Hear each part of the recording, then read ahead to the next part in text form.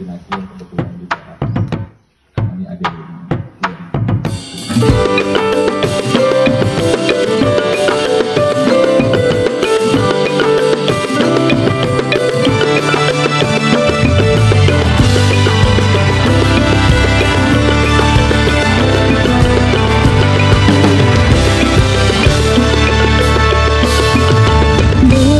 pandangan ke depan,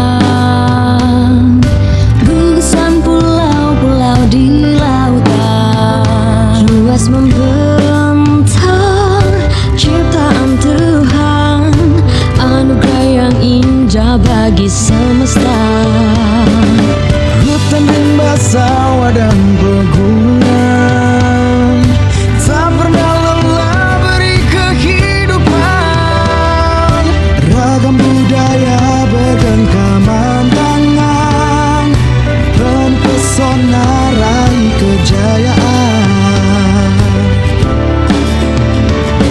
Lampung, the treasure of Sumatera, pesona indah harus selalu dijaga.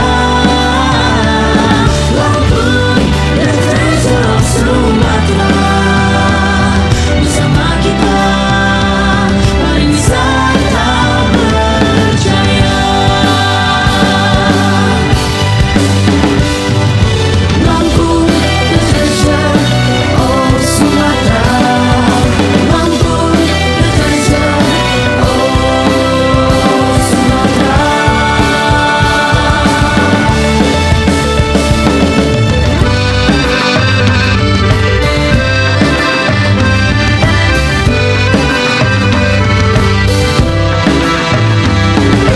Hutan rimba sawah dan pegunungan Tak pernah lelah beri kehidupan, ragam budaya bergenggaman tangan, penuh pesona raih kejayaan. Lampung, the treasure of Sumatera, pesona indah harus selalu dijaga. Lampung, the treasure of Sumatera, bersama kita pariwisata berjaya. Lampung, the treasure of Sumatera, pesona indah harus selalu dijaga. Lampung, the treasure of Sumatera, berjaya untuk Indonesia.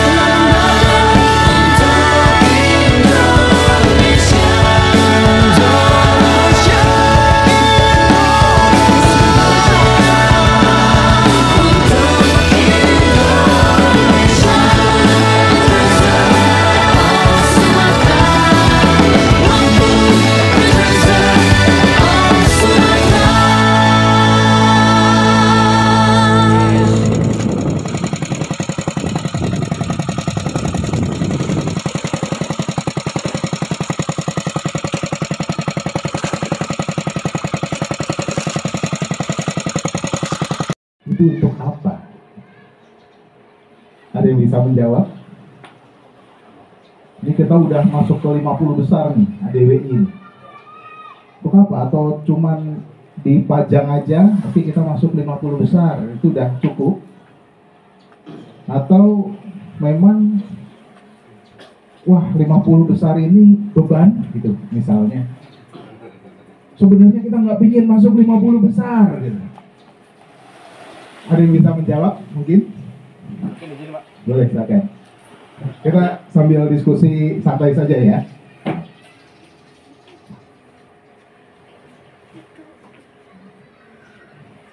Silakan.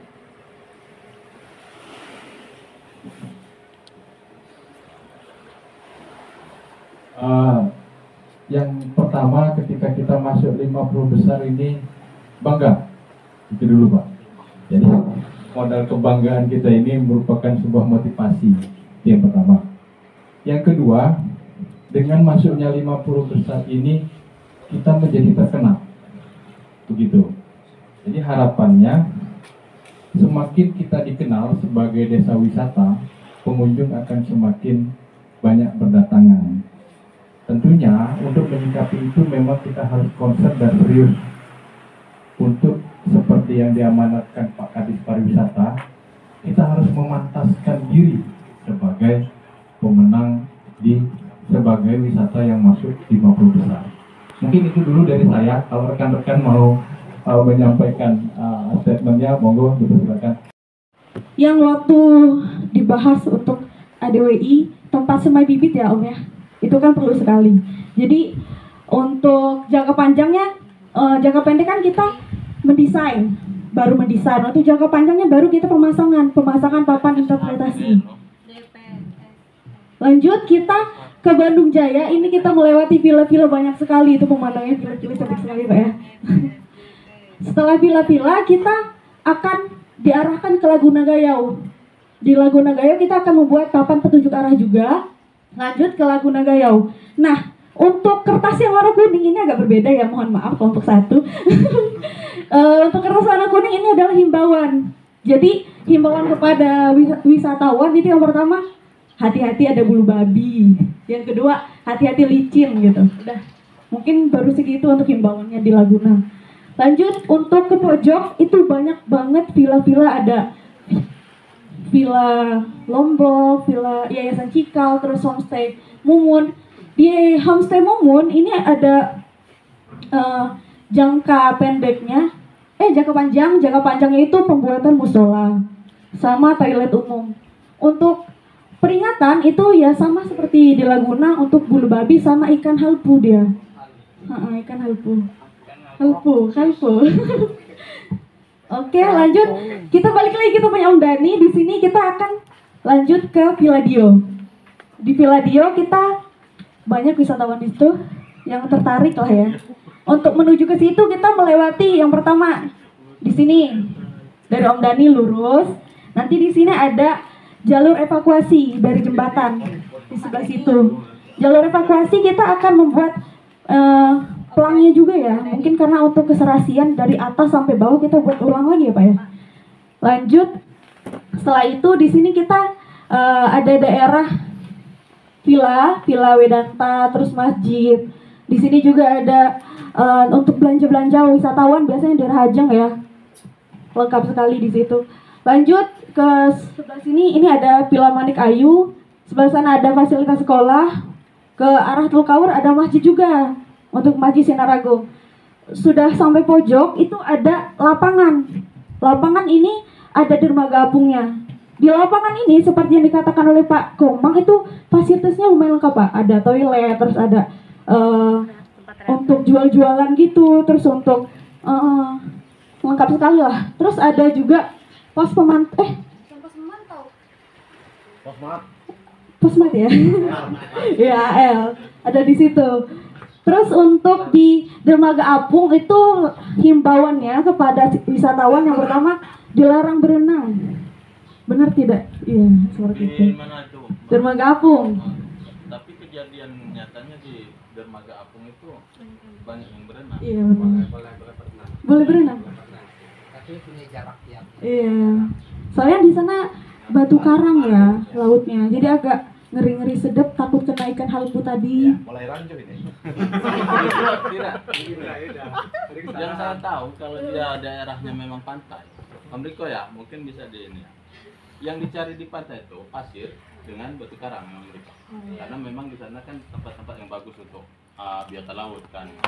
Pasir juga bentuknya putih kan di sana, jadi bening. Kalau dia tempatnya berlumpur terus kita dibolehkan berenang di sana, apakah bagus? Kurang kan gitu. Jadi bagaimana itu? lawan. Terima kasih untuk Bang Adi. Ya benar masukan. Tapi memang untuk penerapannya di dermaga apung ini banyak wisatawan yang berenang sih Pak. Tapi ya akhirnya diperbolehkan. Mungkin lebih ke pos pemantau tadi. Iya, saya tanya. Ya. Kalau misalkan di teman-teman memang fokus di konservasi, saya tadi udah ada kayak pemahaman tentang kita harus menghargai di koral ya. Teman-teman kan ada transportasi koral, tapi tidak ada sama sekali signage yang tentang. Sini kan ada pertigaan terus ke sini. Nah ini arah Gigi Hiu sini Pak. Kemudian kita pandang perlu sekali di situ kita buat rest area. Kita ada lahan dari BPBD sebelah sana, BPBD itu apa? Badan Penanggulangan Daerah Bencana. Lahannya sekitar di sini itu lumayan lebar. Mungkin Untuk kawasan evakuasi. evakuasi mungkin nanti bisa kita multifungsikan untuk rest area. Begitu. Shelter evakuasi untuk Rest area bisa. Kemudian kita pandang perlu juga kita buatkan peta desa, peta objek, peta wisata. Kemudian ditambah dengan peta wisata belum punya kan? sudah Pak, tapi kurang maksimal. Sudah ada, tinggal dimantapkan lagi. Kemudian perlu kita tambah juga arahnya kemana berapa, begitu. Jaraknya dari rest area ini turun berapa gitu. Kemudian turun di sini ada TIC, sekret kita, sekret Pak Darwis. Di situ juga di TIC itu rencana juga kita mau buat taman kecil lah, gitu. Tapi di sini ke depan kita harus buat apa ya Pak Ade, kayak resepsionis itu. Ya di TIC itu. Di TIC itu. Ini kurang ini satu lagi. Di TIC satu bangunan TIC itu ada resepsionis, ada misalkan nih resepsionis, kantor, office, ya office itu terus kemudian souvenir. Udah. ya di situ. Ini kurang ini. Nah, karena di sini nanti kita buat seperti kantor apalah supaya ini nanti kan koneksi ke berbagai macam penginapan di TIC ini Pak. Gitu. Kemudian ini jalan menuju Pasir Putih. Jalan menuju Pasir Putih ini ada beberapa yang sangat urgent kita buat. Di sini ada SOP-nya, baru sedikit. Nanti ada perlu kita tambahkan. Kemudian di sini perlu toilet umum, karena jauh sekali dengan pemukiman. Ketika makan minum di situ pengunjung, ketika perlu dikeluarkan harus ada toilet umum. Begitu. Kemudian di sini gazebo. Selain begitu nyampe dia perlulah kita buatkan gazebo kecil yang tidak mengganggu. Di sini kan ada penyu bertelur sini Pak. Di mana itu? Lokasi mana? Di Pasir Putih ini. Habitat. Gunung itu Pak. Nah, pas di balik gunung ini. Di sini maka kita buat gazebo satu saja dan toilet supaya tidak mengganggu populasi penyu, gitu.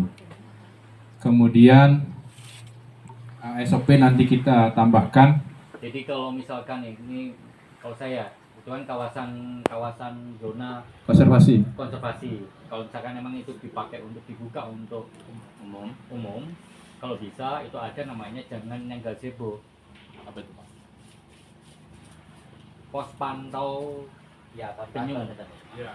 Jadi bunyinya gitu biar apa? Kan kita emang ada pengawasan juga ke